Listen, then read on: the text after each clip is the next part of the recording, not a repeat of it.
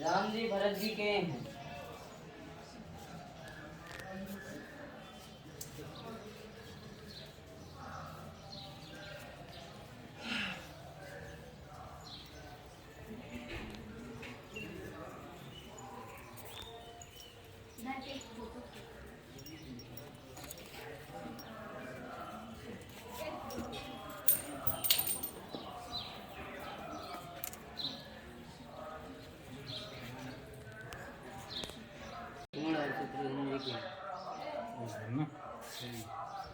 ये राम जी और भरत जी के।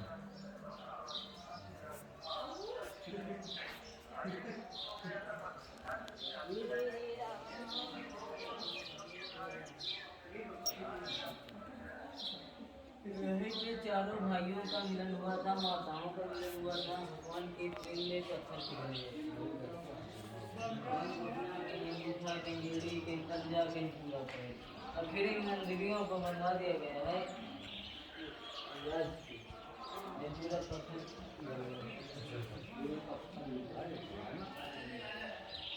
पर्वत पहाड़ में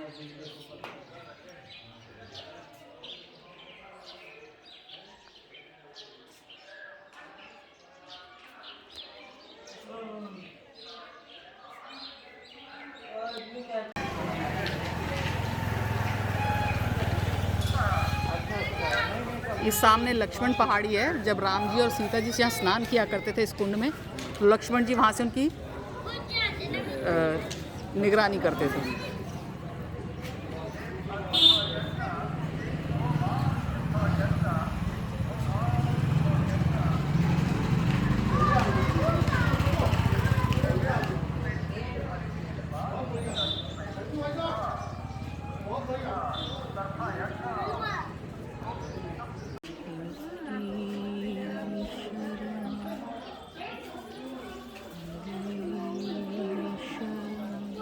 लेते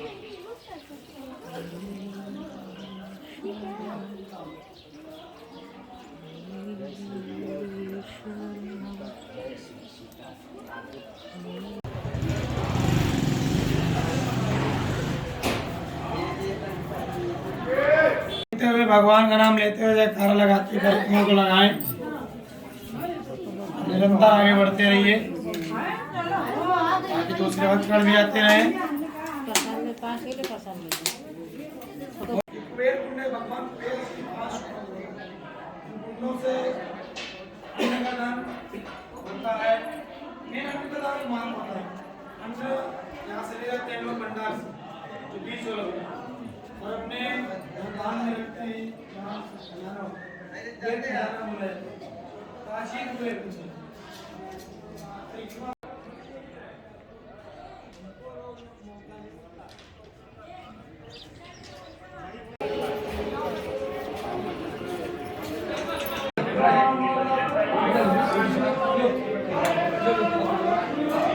कैसी बची अभी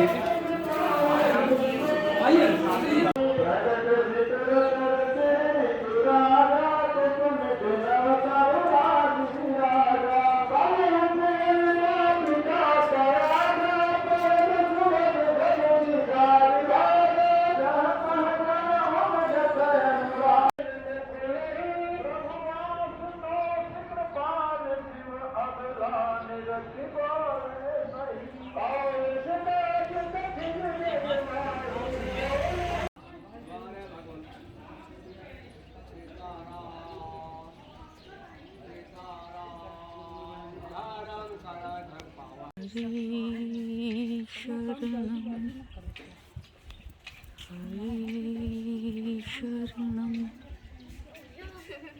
हरि शरणं हरि शरणं हरि शरणं हरि शरणं। चला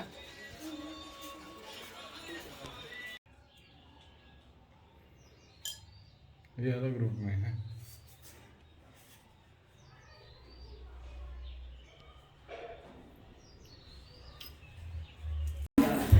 जी आप बताइए। वाल्मीकि रामायण के एक अंश जिसके रचयिता वाल्मीकि जी हैं स्वयं, उन्होंने चित्रकूट के बारे में इतिहास लिखा था दिव्य चक्षु के आधार पर।